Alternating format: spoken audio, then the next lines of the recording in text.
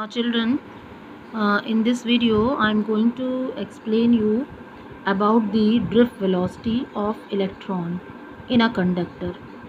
So before going to understand the drift velocity concept, first of all we will see what happens in the absence of any electric field inside a conductor. You all know very well that electrons in metal conductor move randomly in all directions at room temperature with a certain velocity, which is called the thermal velocity. So suppose this is a conductor and this is the electron. So electron, each and every electron can move in all possible directions. Like the electron can move in this direction, other electron can move in this direction, and next electron can move in this direction. So all the possible directions, in all the possible directions the electron can move. So we will say if u1, u2, u3 up to un, if we have n number of electrons inside a conductor, then these are the thermal velocities of the n free electrons. Clear? So when they are moving in all possible directions, so when you will take the average of the velocity, these velocity, it comes out to be 0. So average of all the thermal velocity with direction, if you are considering then we will say that the average of all the velocities, thermal velocities of the free electron will be 0. So in this condition there will be no net flow of the electron in one particular direction. So the average thermal velocity of electron, when you are taking, it comes out to be 0, because all the possible direction along the positive x-axis, along the negative x-axis, along the positive y-axis, along the negative y-axis, these all are possible. So that is why average velocity in the absence of electric field is 0. So no net flow of electron in one particular direction in a conductor. That's why no current exists. This is the condition in the absence of electric field. Now we are moving on to the next. In the presence of electric field, what happens in the presence of electric field? So the drift velocity concept comes from this. In the presence of external electric field, what happens?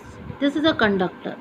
We all know very well, inside a conductor we have a free electrons and we have other atoms and ions present in a conductor. So when you will apply an external electric field, this is the direction of the external electric field, positive and negative end of the cell. So this end of the conductor become positive and this end become negative. Then what will happen? Then drift velocity existence comes here. You all know very well, in the presence of electric field, these free electrons, they will experiences the electrostatic force, that is F is equal to minus E capital E.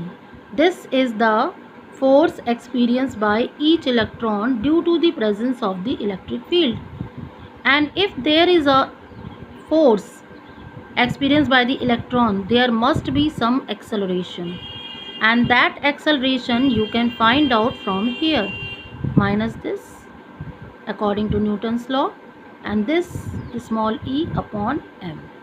So this acceleration comes in the path of the electron. If there is an acceleration, there must be the velocity, but here you have got a constant velocity. If there is an acceleration, how does the constant velocity exist? But that constant velocity you will take by taking the average. How? That I am going to explain you.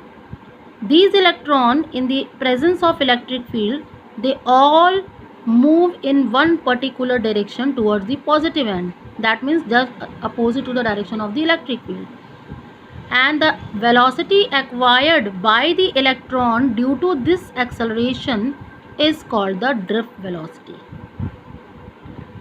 Due to this acceleration, the electron drifted in one particular direction and constitute a velocity which is called the drift velocity. How this drift velocity exists, you will see here. this is a conductor. Okay, in this conductor what will happen, suppose the electron is moving from here in this direction with the thermal velocity. So this is what, this is the thermal velocity acquired by one electron, and when it comes here it will collide with the other atoms or ions. Okay, this is atoms or ions. Now what will happen, the path of the electron will be affected.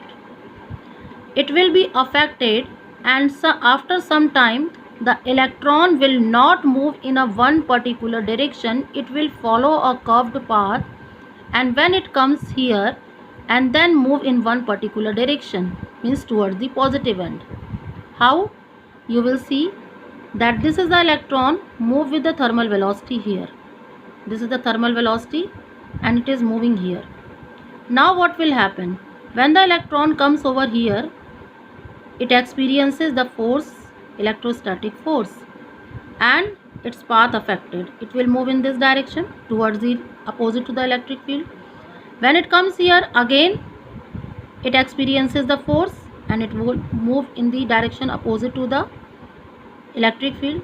Similarly here also, here also. So the path of the electron is not straight, it will be curved, and electron ultimately moves here. So we will say that electron when moves with the thermal velocity and collide with the atoms or ion, it will drifted from this position to this position. So this is the drift of the electron from this position to this after collision, and this is called the drift speed acquired by the electron due to the electrostatic force and due to the acceleration. And in this way the electron when collide here drifted from this position to this position opposite to the electric field, and this velocity is called the drift velocity. Similarly, I have taken here, this is the electron when it moves in this direction, collide with the atoms or ion. Now due to the presence of the electric field and acceleration, it will drifted in this direction and move in one particular direction. So all the electrons, they will drift in one particular direction inside the conductor with the velocity which is called the drift velocity. And the drift velocity of the electron is the average velocity taken in each collision.